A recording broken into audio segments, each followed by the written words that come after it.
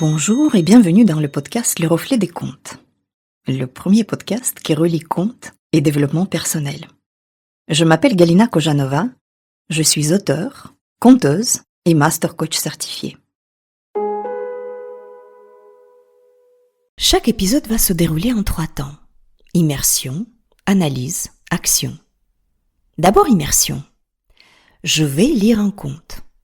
C'est un moment où on va voyager dans un autre espace-temps et repousser les limites de notre monde réel. Ensuite, analyse. On va analyser le conte, repérer ses clés, symboles et messages cachés. Et pour finir, action. Je te proposerai quelques exercices et des idées de réflexion en lien avec le conte. Aujourd'hui, je vais te lire un conte des frères Grimm qui s'appelle Les 7 corbeaux. Un conte initiatique, profond et plein de symboles. On regardera tout ça dans la partie analyse. En fait, ce conte, pour moi, c'est pas n'importe quel conte. Quand je travaillais à la préparation de cet épisode, j'ai réalisé que ce conte m'avait profondément marqué. Et ça depuis mon enfance. En fait, en le relisant, j'en avais littéralement retrouvé le goût. Tu vois, le goût de ce conte. Et c'était pourtant il y a 40 ans. Et on me le racontait en plus en russe. Mais bon, avec les contes, je crois qu'il n'y a pas de barrière de la langue. On en reparle tout à l'heure. Et maintenant, on va lire le conte Les 7 corbeaux. Tu es bien installé? Alors écoute.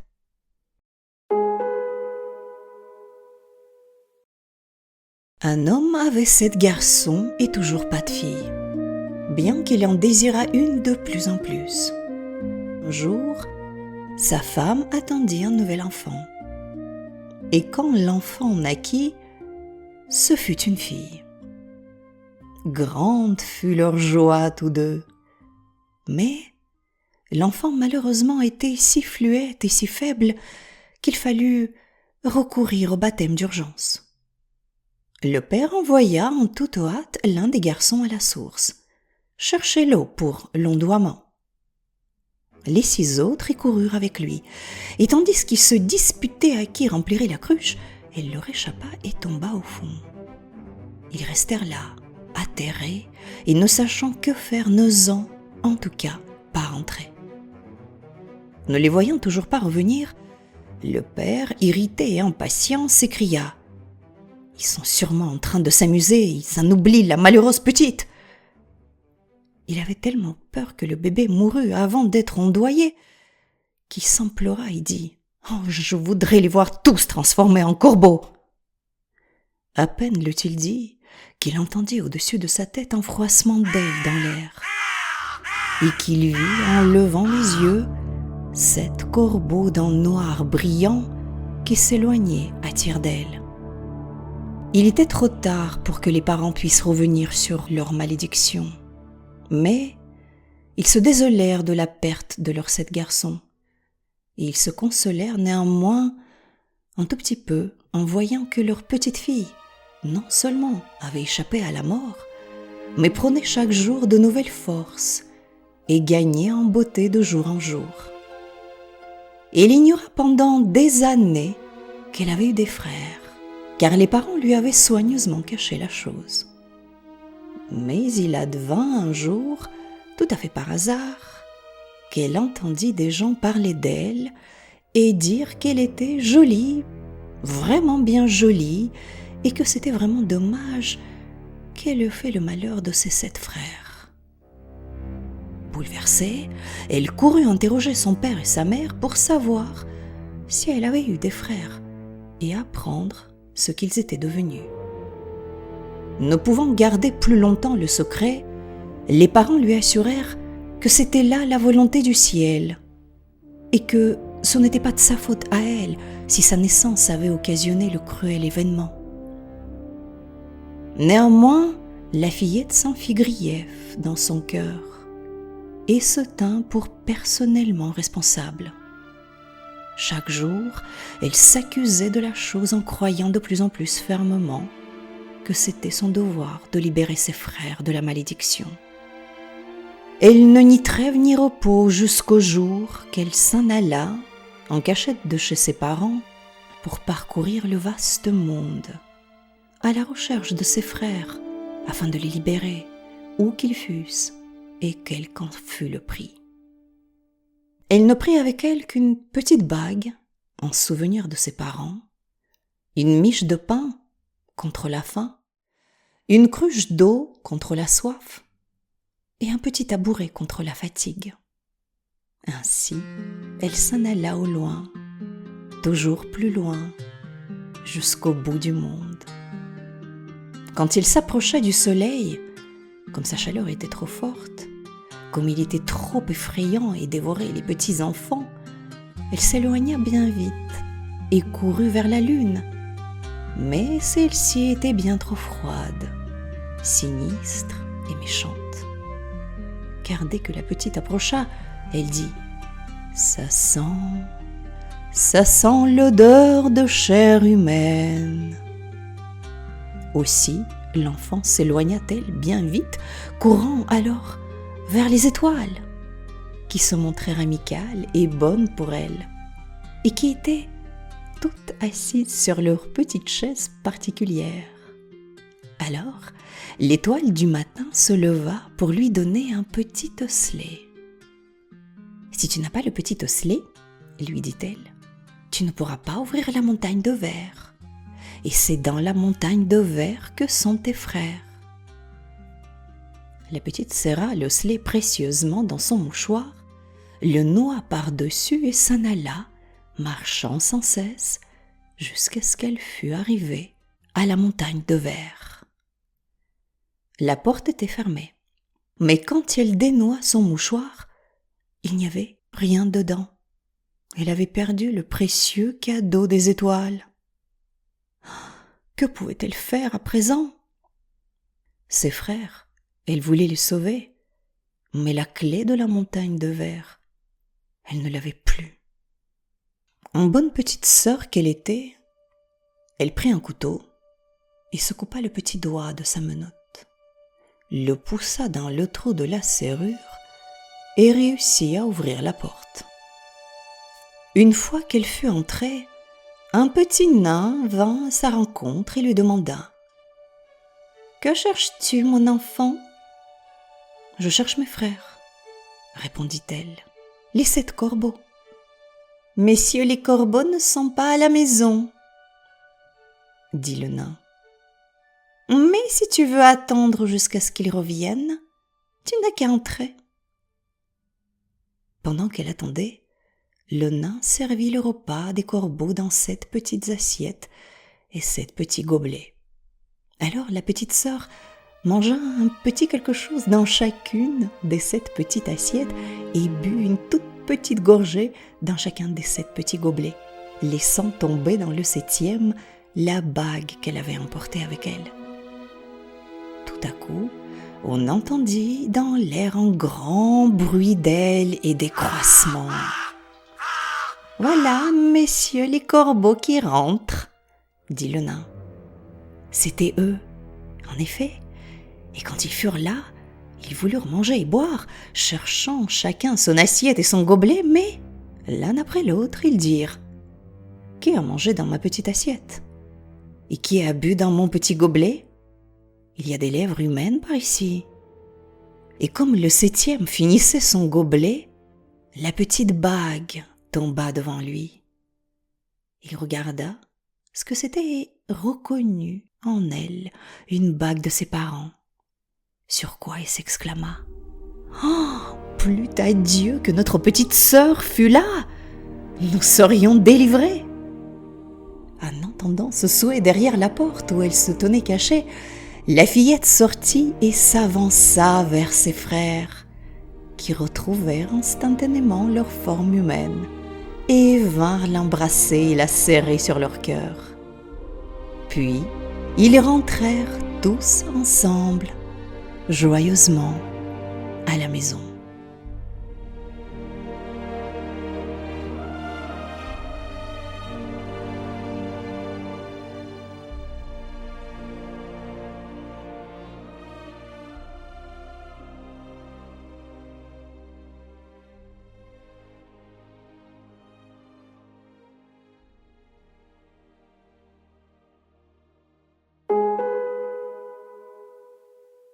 Voilà, le conte est maintenant terminé. Analysons ces messages et ces symboles, qui sont nombreux. Mais alors d'abord, la première question, de quoi est-ce que ce conte nous parle ? Ce conte nous parle d'un trauma, des traumas de notre enfance. Des mots durs prononcés, presque par inadvertance, par les parents peut-être, ou un proche, un ami, un copain. Des mots prononcés dans un moment de colère. Et il le regrette, peut-être déjà. Mais c'est trop tard. Quelque part, le mal est fait. Ça suffit pour faire du mal. Les mots qui deviennent prophéties.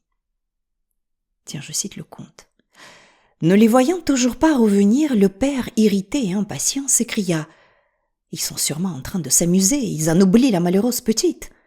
Et il avait tellement peur que le bébé mourût avant d'être ondoyé qu'il s'emporta et dit « Oh, je voudrais les voir tous transformés en corbeaux !»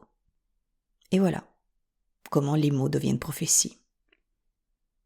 Il est trop tard, c'est dit, les mots sont partis, comme les corbeaux, se sont envolés.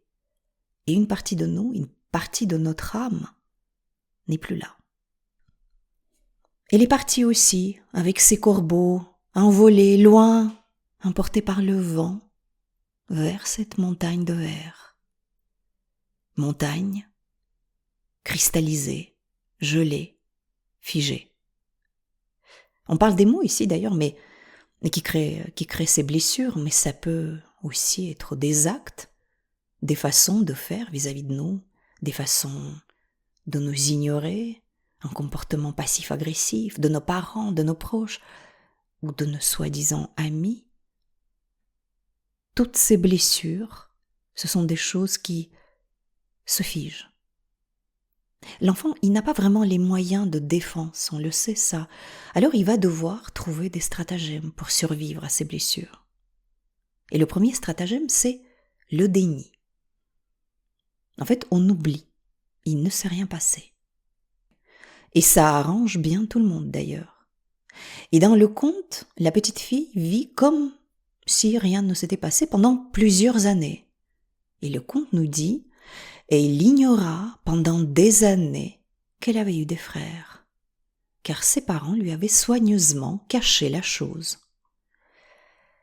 Pendant longtemps, on peut vivre comme ça sans se douter de rien.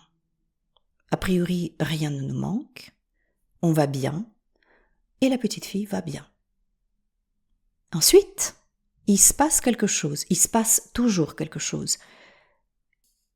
Et le souvenir revient, par inadvertance, comme ça, furtivement, un regard, un mot d'un voisin, une petite remarque, et on découvre, ou redécouvre, une partie de notre histoire. Dans nos vies à nous, ce n'est pas forcément les paroles des autres qui nous révèlent les choses, ça arrive par moments comme ça, dans certaines périodes de notre vie, des souvenirs peuvent ressurgir. Des sensations reviennent. Des choses qu'on pensait qu'on avait oubliées à jamais. Et pourtant, lorsque ça ressurgit, il n'y a pas de doute. En fait, on sait au fond de nous, on a la certitude que ça s'est passé comme ça, que c'était arrivé. Dans le conte, la vérité est révélée tout à fait par hasard, par les voisins. La fillette entend des gens parler d'elle. Elle est bouleversée, nous dit le conte. Elle court donc interroger ses parents, qui n'ont pas d'autre choix que de lui dire cette fois la vérité. Et là, écoute ce que dit le conte. La fillette s'en fit grief dans le cœur et se tint personnellement responsable. Chaque jour, elle s'accusait de la chose. D'ailleurs, c'est intéressant, tu vois, la chose. On ne veut pas nommer, on ne veut pas forcément ici conscientiser encore. Donc, ce qui s'est passé, c'est la chose. Le conte est très clair là-dessus. Il est très... il est vraiment d'une profondeur psychologique incroyable. Parce que Tu vois, c'est exactement comme ça que ça se passe avec nos traumas d'enfance. On va s'accuser. L'enfant, il est totalement dépendant de ses parents. Et ça ne peut donc pas être leur faute à eux, en aucun cas. Parce que la survie de l'enfant dépend de ces personnes, de ses parents. Dans la tête d'un enfant, les parents sont responsables de sa survie, donc de sa vie. Il n'est pas imaginable de ternir leur image, de quelque façon que ce soit. Donc l'enfant va s'accuser lui-même. C'est forcément de sa faute. C'est plus simple comme ça, c'est plus acceptable. Dans le conte, la petite fille se sent coupable de ce qui est arrivé à ses frères, malgré d'ailleurs les paroles rassurantes de ses parents. Donc c'est forcément de sa faute si ses parents sont contrariés. En tout cas, c'est l'histoire qu'elle se raconte, elle. Elle était tout le temps malade, elle leur causait du souci. C'est à cause d'elle que ce malheur était arrivé. Donc voilà, au moins c'est clair. L'enfant s'accuse de ce qu'il subit, nous dit André Charbonnier dans son livre Plus de peur que de mal. Un livre très intéressant sur les blessures de notre enfance et les peurs. Je te le conseille. Donc si on revient au conte, la petite fille découvre, stupéfaite, quelque chose qui avait été enfoui, oublié, nié pendant des années dans la famille. Elle en ressent une culpabilité. C'est la réponse de l'enfant en nous. On se sent coupable. L'adulte en nous peut aller plus loin, il peut ressentir d'autres émotions qui peuvent venir en plus de cette culpabilité dont on vient de parler. L'adulte peut ressentir un manque, il peut ressentir de la colère aussi, contre ses parents par exemple, ses frères, sœurs, les proches, les autres, qui nous auraient fait du mal un jour. Voilà, la colère c'est aussi une émotion très présente dans des situations comme ça. Dans tous les cas, submergé par tous ces souvenirs et émotions, on va entrer en souffrance. Et en fait, plus rien n'a le même goût. On doit faire quelque chose. On sent qu'on ne peut pas faire autrement que d'aller chercher ces parties de nous, parce qu'on ressent un manque. Sans elles, sans ces parties de nous, on le sait, on ne se sentira jamais complet, jamais en paix. Donc, les 7 corbeaux, ces parties de notre âme blessées, noircies par la douleur, le trauma et la malédiction, si on reprend les termes du conte. En fait, ils sont enfermés dans la montagne de verre, qui est évidemment pas facilement accessible. Je te propose qu'on s'arrête quand même quelques instants sur le chiffre 7, parce que ça n'est pas n'importe quel chiffre. Nous en avons déjà parlé dans l'analyse du conte de Blanche-Neige, avec les 7 nains. Le chiffre 7, c'est en fait le chiffre sacré, le chiffre du mystique, de l'introspection et de la recherche intérieure. Et son sens symbolique, c'est aussi la quête de l'unité. Donc, nous avons dans ce conte les 7 corbeaux, les 7 parties de notre âme qui demandent qu'une chose, d'être réunies, unifiées. Et la jeune fille part à la quête de ces parties de son âme. Revenons quand même aux blessures et aux traumas. Si je reprends encore le livre d'André Charbonnier, toujours le même, Plus de peur que de mal, dans ce livre, il nous parle des enfants perdus sur le chemin. En fait, il explique qu'à chaque chose ressentie dans l'enfance, chaque chose douloureuse évidemment, il se produit un phénomène énergétique particulier, une sorte de blocage, comme si l'enfant cessait de grandir à cet instant. Figé à tout jamais, nous dit André Charbonnier. Il se produit comme une sorte de dédoublement. Un enfant s'arrête de grandir et l'autre continue. Et à cet endroit, il va laisser une partie de lui-même, à cet endroit de blessure, de trauma. Et dans notre conte, ces enfants figés sont les frères corbeaux. Donc après le traumatisme, l'énergie se fige, explique André Charbonnier, se refroidit et devient inaltérable, comme cette montagne de verre dans notre conte. Et évidemment, il n'est pas aisé de pénétrer dans cette montagne de verre. Il faut beaucoup d'énergie. Il faut aussi accepter de retourner dans ce passé qui nous fait mal. Il faut y aller avec des souvenirs qui font ressentir de la tristesse, de la douleur, qui nous replongent dans ces souvenirs difficiles. Mais il faut y aller. Dans le conte, c'est la petite bague que la fille prend en souvenir de ses parents, de sa maison natale, autrement dit, de son enfance. Donc la petite fille décide de partir à la recherche de ses frères. Évidemment, elle part sans savoir où elle va, comme toujours dans les contes. Elle prend donc avec elle l'essentiel, on a dit, en souvenir pour la route, la bague de ses parents, qui va être d'ailleurs l'une des clés essentielles dans le conte, et elle prend de quoi manger, une miche de pain, à boire, une cruche d'eau et quelque chose pour se reposer, un petit tabouret. Et là, j'ai envie de m'arrêter quelques instants pour te reparler de ce goût du conte. Tu te souviens, j'ai dit juste avant de le lire. Quand j'étais en train de relire Les 7 corbeaux, tu sais, il y a quelques jours, pour préparer cet épisode, j'avais littéralement dans la bouche le goût du pain, de cette miche de pain que la petite fille prend avec elle, exactement le même goût qu'il y a 40 ans, quand j'ai entendu ce conte pour la première fois. C'est incroyable.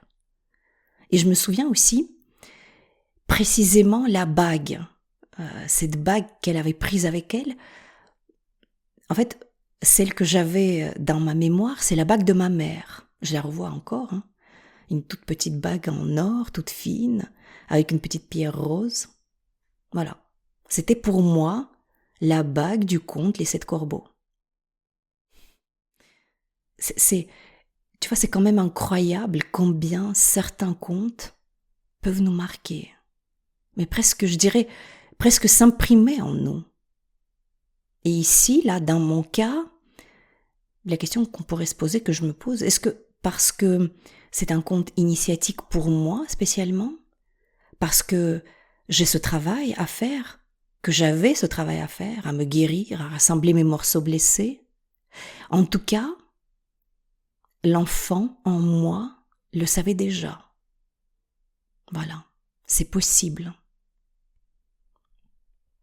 Mais revenons au conte.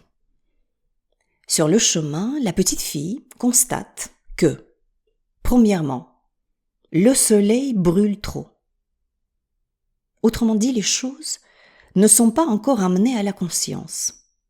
Avec le soleil, il y a trop de lumière en fait. Et ce qu'on cherche ici, c'est plutôt de l'ordre de l'intime. Donc, trop de lumière ne convient pas du tout ici. La lune lui fait peur aussi, nous dit le conte. La lune, c'est le monde de notre enfance et de notre subconscient.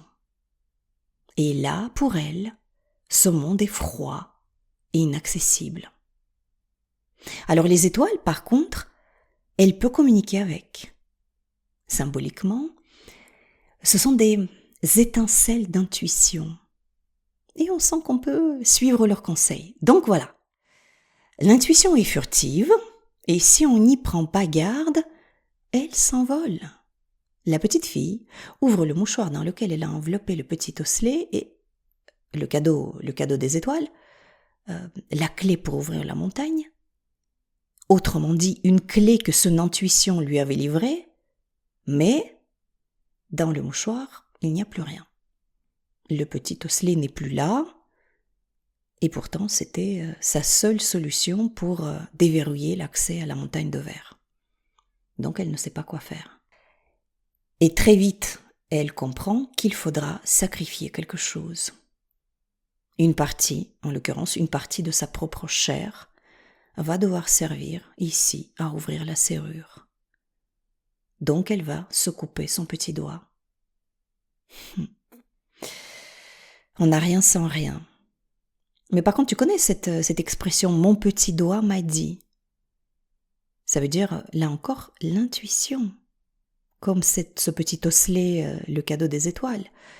C'est la capacité à écouter ce qu'on ressent, écouter les autres. Donc, l'intuition va déverrouiller la montagne, encore et toujours. Mais, ce qui est intéressant, c'est que cette fois, l'intuition, elle ne va pas venir des étoiles, mais de notre propre chair. Autrement dit, on va devoir ressentir toute la douleur pour accéder à ces parties de nous enfermées dans la montagne de verre, ces parties figées, gelées, cristallisées. Il va falloir ressentir de la douleur, pour de vrai. Donc, la petite fille se coupe son petit doigt et la serrure de la montagne s'ouvre. Ça y est, on a enfin accès à ces parties de nous, de notre âme, qu'on avait laissé s'envoler, que les événements de notre vie avaient laissé s'envoler. Ils ne sont pas encore rentrés à la maison, donc ses frères corbeaux lui dit le petit nain, mais ils ne vont pas tarder. Alors en attendant, on goûte, on hume, on essaye, on s'immerge dans leur univers. Mais en fait, on s'immerge dans notre propre univers qu'on avait oublié. Les petits verres, les petites assiettes, nous dit le conte, c'est le monde de notre enfance. Le monde où ça s'est passé. Et la petite fille va laisser tomber la bague dans un verre. Cette fameuse bague, le symbole de l'union avec soi. Un geste comme ça par inadvertance.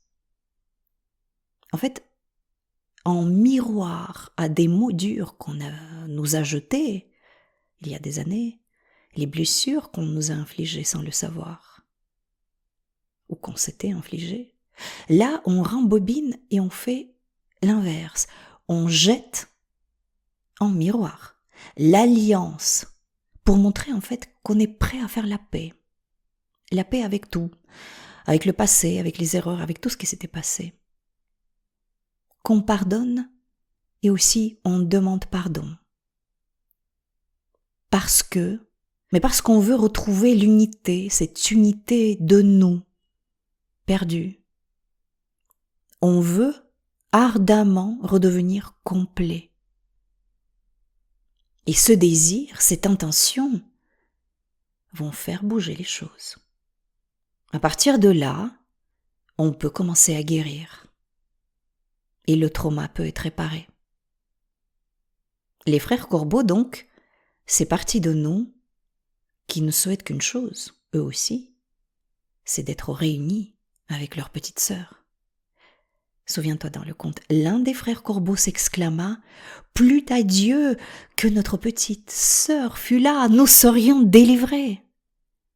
En entendant ça, la fillette sortit, s'avança vers ses frères, qui retrouvent instantanément leur forme humaine. Voilà, donc l'union est enfin possible. Et les frères viennent embrasser et serrer leur petite sœur sur leur cœur. Voilà, enfin, on est unis. Ce conte est magnifique, tellement profond et tellement plein de sagesse. Il nous invite en fait à faire ce travail de réparation et d'union avec courage et détermination aussi. Parce que c'est un travail difficile. Aujourd'hui, en guise d'exercice, je te propose de commencer à te souvenir, à regarder ces parties de toi blessées, figées, gelées. Évidemment, ça n'est pas cet exercice du podcast qui va te guérir. Mais on va commencer au moins à ramener les choses à la conscience. Voilà. Souviens-toi des blessures que tu as reçues, ou peut-être même que tu t'es infligé toi-même. Ces blessures qui ont généré un sentiment de culpabilité chez toi, un sentiment de ne pas être comme il faut, d'être la cause de quelque chose de pas bien. Je te propose de commencer ce travail, si c'est le bon moment pour toi. De toute façon, au fond de toi, tu sais. Voilà, ça sera tout pour aujourd'hui. On n'ira pas plus loin que ça. Mais c'est déjà un travail difficile. Je remettrai ces questions dans les notes de l'épisode. Tu y trouveras aussi mon adresse email et les liens vers mes comptes LinkedIn et Instagram pour me contacter. Si tu as des questions ou des commentaires, n'hésite pas à me contacter. J'aime bien recevoir les questions et les feedbacks de mes auditeurs et je réponds toujours. Si tu veux aller plus loin et entamer un travail personnel avec moi, je te donne rendez-vous sur mon site internet lerefletdescomptes.fr. Une séance de 30 minutes est offerte. On se retrouve dans 15 jours pour un nouveau conte et une nouvelle expérience sur le chemin de la connaissance de soi. Si cet épisode t'a plu, n'hésite pas à le partager autour de toi. Ça aidera à faire connaître le podcast. N'oublie pas de t'abonner à ce podcast pour ne pas rater la sortie de nouveaux épisodes. Merci de m'avoir écouté. Je crois que les contes peuvent nous aider à devenir les créateurs de notre vie. Créer son conte, sa vision, c'est une étape essentielle pour prendre sa vie en main. Dans ce podcast, j'aimerais t'offrir des outils pour écrire ton conte à toi, celui qui te permettra de créer ton avenir. Car si tu ne le fais pas, qui le fera ? À très vite pour un conte.